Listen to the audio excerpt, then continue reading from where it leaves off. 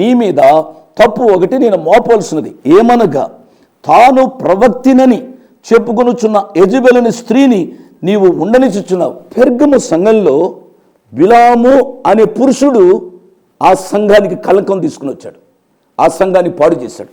ఈ తుయితెర సంఘంలో ఒక స్త్రీ, అక్కడ ఒక పురుషుడు, ఇక్కడ ఒక స్త్రీ సంఘాన్ని గలిబిలి చేస్తున్నారు అన్నమాట. కాబట్టి ఇక్కడ ఈ యెజబెలుని స్త్రీని నీవు ఉండనిచ్చుచున్నావు అంటే పాత నిబంధనలో ఉన్న యెజబెలు కాదు, ఆమె ఈ సంఘంలో ఏ రీతిగా ఉంది అనగా ప్రవక్తినిలా ఉంది. పిల్లరా, సంఘంలో ఆడవాళ్ళుగానే ఉండాలి. ఇక్కడ చూసినట్లయితే ఇంత మంచి తుయితైన సంఘం పాడవడానికి ఒక బలమైన కారణం ఒక స్త్రీ. ఆమెను గురించి మాట్లాడుతూ ఏమంటున్నారు అనగా యెజబెలు అనే స్త్రీ, ఆమె ప్రవక్తిని అనుంది. ఆ సంఘంలో ప్రవక్తలు లేరా? ఆ సంఘంలో పురుషులు దేవుని వాక్యాన్ని చెప్పలేరా?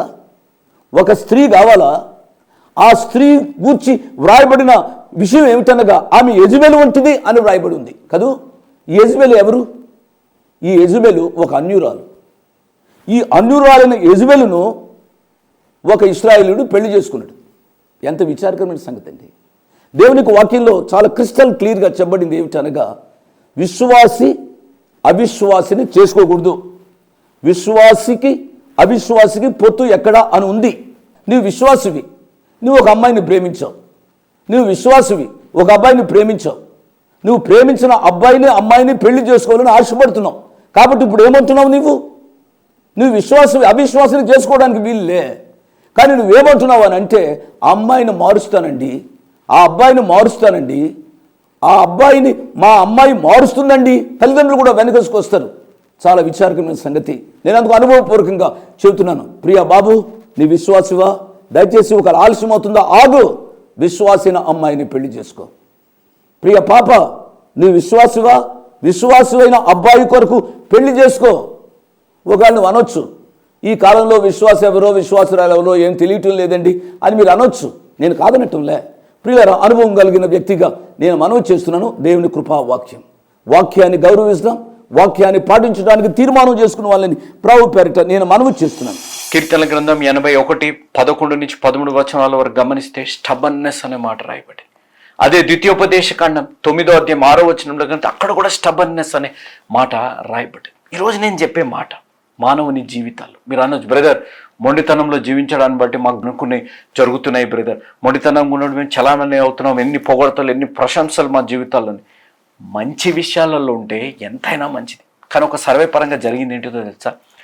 మానవుడు ప్రాముఖ్యంగా క్రైస్తవులు చేసే పని, క్రైస్తవుడుగా మన జీవితాల్లో 100 మనం క్రైస్తవులుగా జీవించాలి, ఒక యేసు అనుచరులుగా మనం బ్రతకాలి.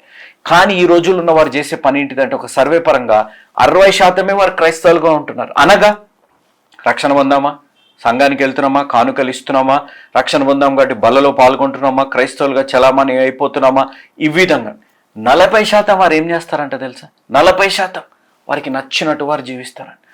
ఎవరైనా మంచి చెప్పినా, ఎవరైనా ఫలానా చేయకూడదని చెప్పినా వారు వినరంట. వారికి నచ్చిందే వారు చేస్తారంట. ఇలా నచ్చింది చేసిన వారి జీవితాల్లో కొన్ని మార్లు వారు అనుకునే వారికి దొరుకుతాయి, వారికి అనుకునే వారికి జరుగుతాయి.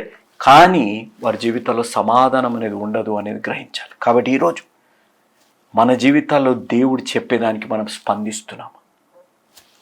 పరిశుద్ధాత్మని దూషించిన వారికి క్షమాపణ ఉండదు. తమ్ముడు, చెల్లెమ్మ, అక్కయ్య, అన్నయ్య, అంకుల్ లాంటి నేను చెప్పే మాట, మూర్ఖపు మొండివారు వలె మన జీవితాల్లో మనం జీవించకుండా, అన్రెస్పాన్సివ్నెస్లో లేకుండా మన జీవితాల్లో దేవుని వాక్యానికి మనం స్పందిస్తాం. ఈ మూర్ఖపు మొండితనాన్ని మనం వదులుకొని దేవుడికి మహిమార్థంగా మనం జీవిస్తే దేవుడు తప్పనిసరిగా మనల్ని ఆశీర్వదిస్తారు. కాబట్టి వేషధారణ అవిధేయత బట్టి కలుగుతుంది, మొండితనం వేషధారణ అవిధేయతని బట్టి కలుగుతుంది, ఆ వేషధారణ మొండితనంగా మారుతుంది.